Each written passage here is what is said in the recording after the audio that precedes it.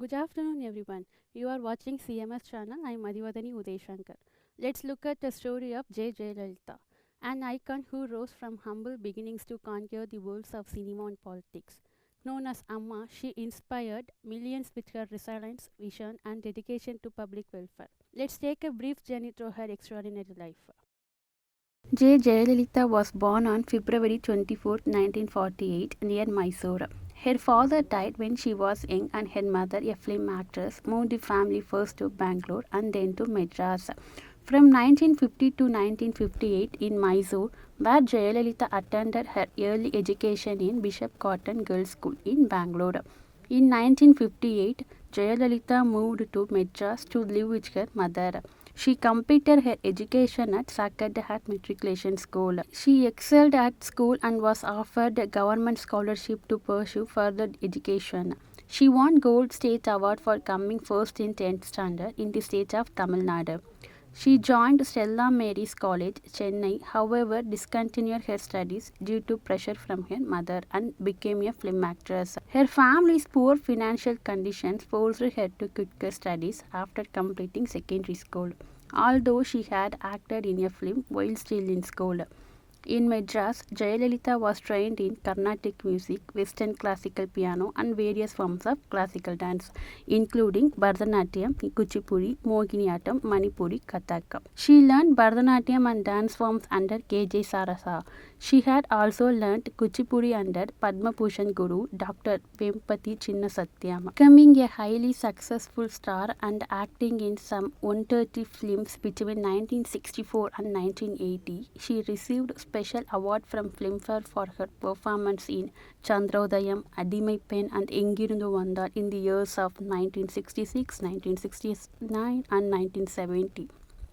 Her success in the movie industry was in large part of the result of her association with the iconic Tamil language actor MGR, with whom she made more than 2 dozen movies.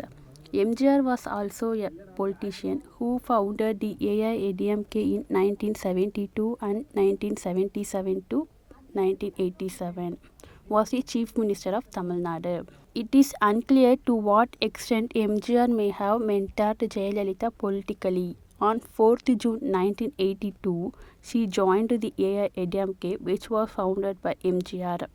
Her maiden public speech, penned in Permai, was delivered at the AIADMK's political conference in the same year at Kadalur on June 28 and was well received. In 1983, she was made the propaganda secretary of the party, and a year later she won a seat in Rajya Sabha. Her seat number in Rajya Sabha was 185, which was coincidentally same as the C.N. Annadurai had while he was a member in Rajya Sabha. MGR wanted her to be a member of the Rajya Sabha because of her fluency in English. Even the Prime Minister Indira Gandhi and Rajya Sabha member Kushwan Singh came to witness her speech, which was widely acclaimed for its clarity of diction and elegant prose. Jayalalitha was elected to that body in 1984 and retained her seat until 1989. Jayalalitha was one of the 16 special guests who were invited to participate in the state dinner hosted by then Indian Prime Minister Indira Gandhi in honor of erstwhile Yugoslavian President Veselin Dranovic at Rashtrapati Bhavan. She was given key responsibilities including in the implementation of the landmark Noon Meal scheme when M.G. Ramachandran was the chief minister and to start her lessons in welfare politics. Under the instructions of MGR, she resigned as the propaganda secretary on 20th August 1984 to pacify the disgruntled leaders in the party. Following the death of MGR in late 1987, the AIADMK underwent a split with MGR's wife Janaki Ramachandran and Jayalalitha each heading competing factions of the party. The rift was healed in a few years, however, after the two groups had merged back together and Janaki Ramachandran had left politics. Jayalalitha became the leader of the party. In Tamil Nadu, Jayalalitha's AIADMK faced a bitter rival in the Dravidian Progressive Federation (DMK). In 1989, Jayalalitha was elected to the state legislative assembly, where she led the opposition to the ruling DMK. An incident in the chamber where she was allegedly physically and verbally assaulted by DMK members steeled her resolve to bring the AIADMK back to power. In the 1991 state assembly election, the party won an overwhelming victory and Jayalalitha began her first term as a chief minister, heading a coalition government with the Indian National Congress. Her tenure was controversial, however, marked by allegations of corruption and misappropriation of official funds. In 1995, an extravagant wedding that she had organized for her first son, alleged to have cost millions of dollars, sparked harsh criticism from the media. The AIADMK lost the 1996 state assembly election and the DMK government back in power filed some 40 corruption cases against Jayalalitha between 1996 and 2001. She was even imprisoned for a month in 1996 after a raid by authorities seized a large quantity of jewelry, clothing and shoes from her home.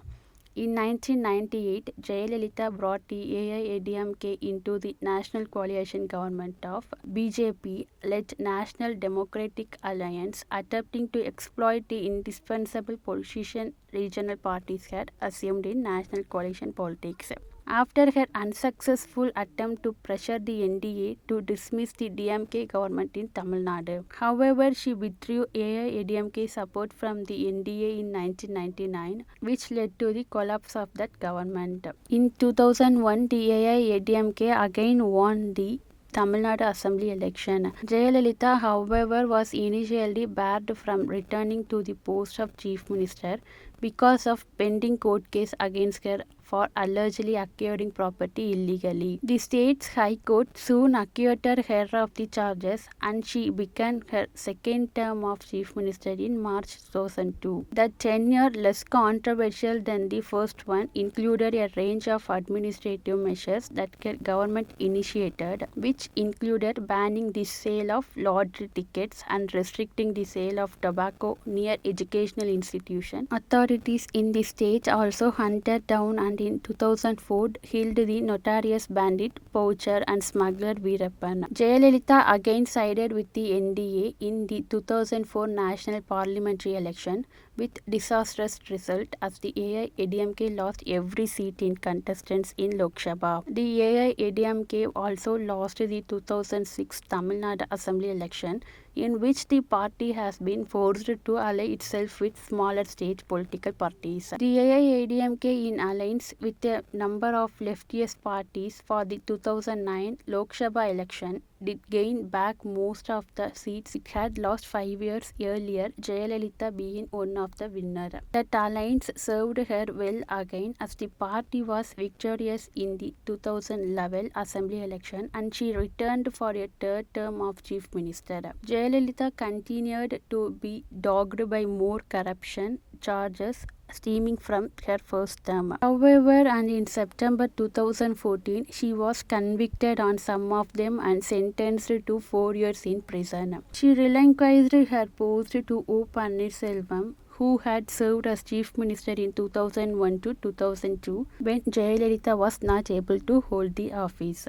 On 29 August 2014, Jayalalitha was re-elected as the General Secretary of the AIADMK for the 7th consecutive term, making her the longest-serving General Secretary of the party till date. Earlier, she was elected in the years of 1988, 1989, 1993, 1998, 2003, 2008 and 2014. In February 2013, Jayalalitha government inaugurated the state-run subsidized food program called Amma Unavagam, which was later praised by economist and Nobel laureate Amartya Sen in his book An Uncertain Glory, India and Its Contradictions. It was inspired by many states in India. The scheme was also lauded by Egypt in 2014. Under the scheme, municipal corporations of the state run canteens serving subsidized food at low prices. The acquittal allowed her once again to hold office and on 23rd May 2015, 2015. Jayalalitha was sworn in as Chief Minister of Tamil Nadu for fifth time. In the 2016 Assembly election, she became the first Tamil Nadu Chief Minister since MGR in 1984